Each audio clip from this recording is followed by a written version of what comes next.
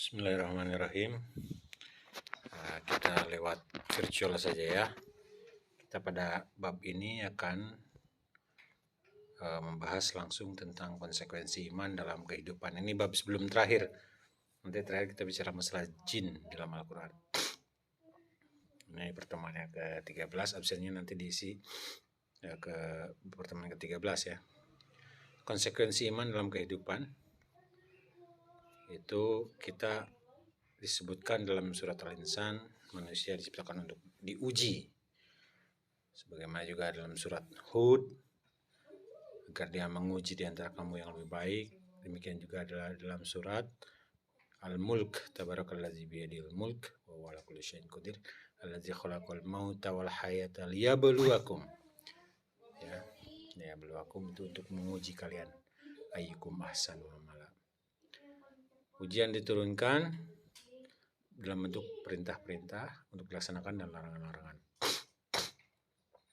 Jadi yang lulus dalam ujian tersebut dan paling baik amalnya mengikuti perintah, menjauhi larangannya. Kemudian selanjutnya manusia dituntut untuk beribadah kepada Allah. Khalaqtul jinna wal insa illa liya'budun. Maaf batuk nih.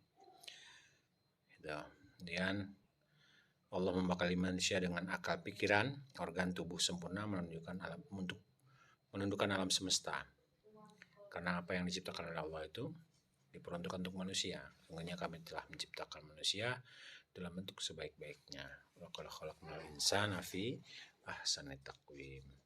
Maka jika kita punya iman dalam kehidupan ini, sungguhnya sebagaimana tercantum dalam Al-An'am ayat 122, dan apakah orang yang sudah mati kemudian kami hidupkan, kami berikan kepadanya cahaya yang terang, yang dengan cahaya itu dapat berjalan tengah-tengah masyarakat manusia.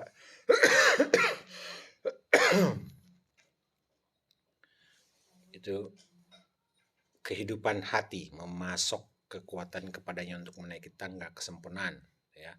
Yang kedua, sumber ketenangan dan kedamaian bagi setiap orang.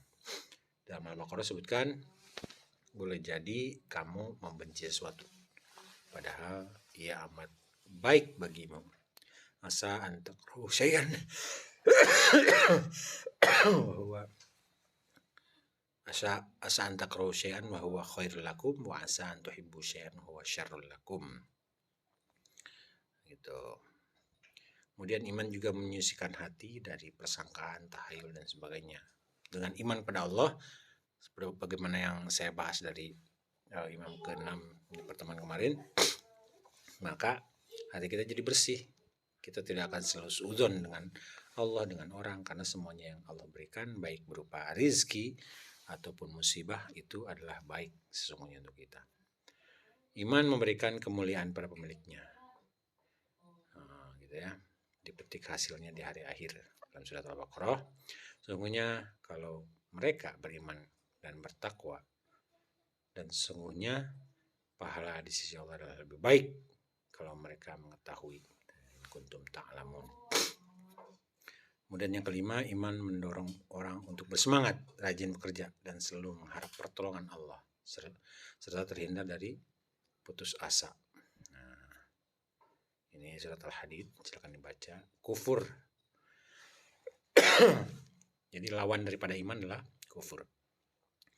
Kufur bahasa berarti menutupi, sedangkan menurut syariat kufur tidak beriman kepada Allah. Ya, kufur dibagi, ada kufur besar, ada kufur kecil. Kufur besar apa contohnya? Mendustakan. Dan siapakah yang lebih zalim daripada orang-orang yang mengadakan kedustaan terhadap Allah? Ya, orang-orang ateis, orang-orang agnotis, orang-orang yang tidak beragama, orang-orang yang tidak percaya dengan hari akhir, itu adalah kufur besar. Kufur karena enggan dan sombong, karena merasa bisa, ya, merasa hebat. Tuh. Kufur karena berpaling, ini masih kufur besar ya. Kami tidak menciptakan langit dan bumi dan apa yang ada di antara keduanya melainkan dengan tujuan yang benar. Kufur karena munafik, ya, dia pura-pura iman padahal tidak iman, tidak dapat mengerti, gitu ya. Kamu munafikun.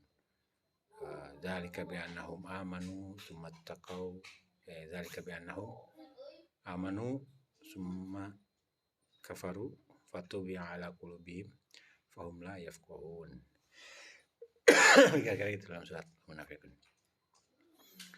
Nah, kufur kecil, tadi kufur besar ada 4 macam. Ini sering kita lakukan, naudzubillah ya. Coba lihat contohnya apa. Mengingkari nikmat Allah. Ningan sakieu kok nggak jadi, kok begitu. Nah, itu ungkapan-ungkapan penyesalan atau ungkapan-ungkapan keluhan berupa kufur ya. Kemudian juga membunuh orang muslim, orang Islam. Sabda Rasulullah, mencaci seorang muslim adalah kefasikan, membunuhnya adalah kekufuran. Kekufuran muslim, membunuhnya. Kenapa?